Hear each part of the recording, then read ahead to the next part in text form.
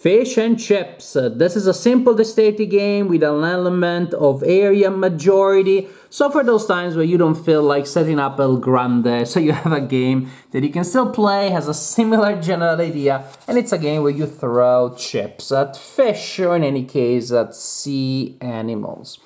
The play area is made of these three mats here that are made of, I don't know the name of this material here. Is what mouse pads are made of, or used to be made of. I don't even know if people still use those. Then we have a barrier made of cardboard with the idea of helping the chips not to fall off the table. And you can play on a table, you can play on the ground. And then we have these three discs here that represent the prey that we're trying to catch. And we place one in each section of the play area. Then we have the chips that represent seagulls, and they have numerical values between 1 and then we got 3. 1 and 3. And you will want to place them in your personal stack in order with the 1s on top and the 3 at the bottom. So you throw the 1s first and the 2s next and the 3s last, for reasons that you will see soon. So red chips and green chips for the two different teams. And you can play with 2 players, or you can play with more players as long as you simply assign the chips to different teams. The players will alternate, the teams will alternate, red and green, and then you just go. And then what do? You throw the chips. As simple as that. Of course, with your fellow players, you will decide how far you're gonna go, and then you start throwing chips. Now, if they touch the table, like those there, they don't count. They're out of the game, so that's it. I'm sure of the game. I never said that I'm particularly good at it. So we're gonna throw the chips until all chips have been thrown. And if you drop one on the floor like I just did, well, too bad for you. Again, we're trying, if possible, to catch those animals. If that is not possible, we are at least trying to spread out our influence on the board as much as possible. And so we continue, and suppose that after all is said and done, this is our situation. There we go. Again, things that touch the table, chips that touch the table don't count. Actually, that means we interpret the rules that one is not touching the table. That will still count.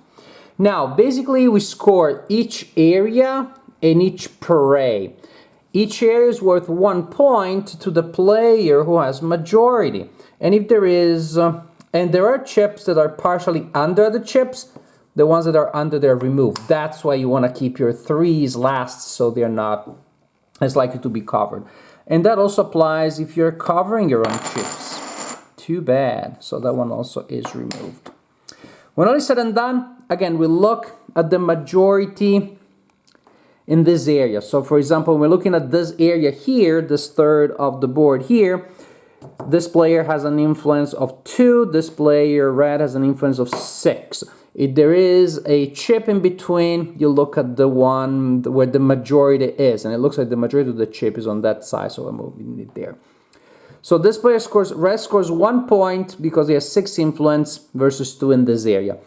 If there are chips that are touching the prey, again, we look at who has majority there. If that was the case, for example, both are touching, but red has 3 and they would score a point.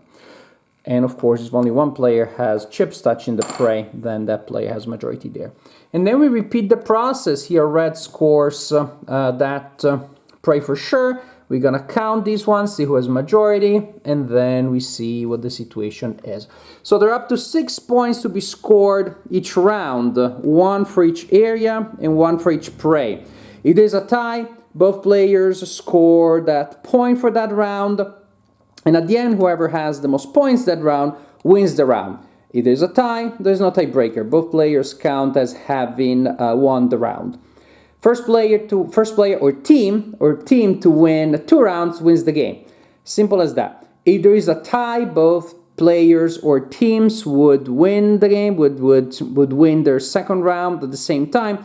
Then there's a special tiebreaker, and one of my kids, Luisa, loves that tiebreaker, which is you remove everything, you only have one prey, and you throw all your chips, ignoring the numbers. At the end of the tiebreaker special round, whoever has the closest chip that does not touch the prey wins the tiebreaker round and therefore wins the game. So this is how you play fish and chips, which is, again, simplicity itself, but it has the little cute element of area majority that almost feels like it matters a lot. Well, with the exception of the fact that you're keeping the 3s at the bottom and the 1s on top, there's just too much randomness for that to, I believe, really matter, for that to be part of a strategy. But it feels pretty exciting when you place a 3 there that upsets the overall balance of the situation. It's pretty fun when there are a bunch of chips there, and another chip falls on it and does different things. So I played this game only with my kids, mainly with Luisa. So I played it mainly with 2 players, and Luisa loves it. This is one of their favorite new games, including the fact that they constantly win. I think our score now is like 8 for Luisa and 1 for me. And I also played it several times with Amelia, so 3 players divided into teams, and we haven't kept track of the score there. It's a game that really plays in 5-10 minutes. Again, especially if Luisa wins 2 rounds, boom, just like that. We don't even need to go to the 3rd round. It takes 5-10 minutes. I don't know why the box has 20 minutes. That just doesn't make any sense to me. So it's a really super quick filler. That's what it is. It's a simple, light, dexterity filler. If you play it a ton again, probably you start devising a real strategy. Also, probably there will be more of a cause and effect connection between your gesture of throwing the chip and where it lands. We're not quite there yet. It's still very much random. We're still there where we have rounds where a lot of chips fall off the board, and it doesn't matter because we're having a good time. So it's not a game that really is about the strategy. It's about, well, throwing chips at sea animals and having fun in the process. I can't say it's an elegant design, it's a stunning design or whatever, but I cannot deny the massive amount of fun that I've had playing fish and chips.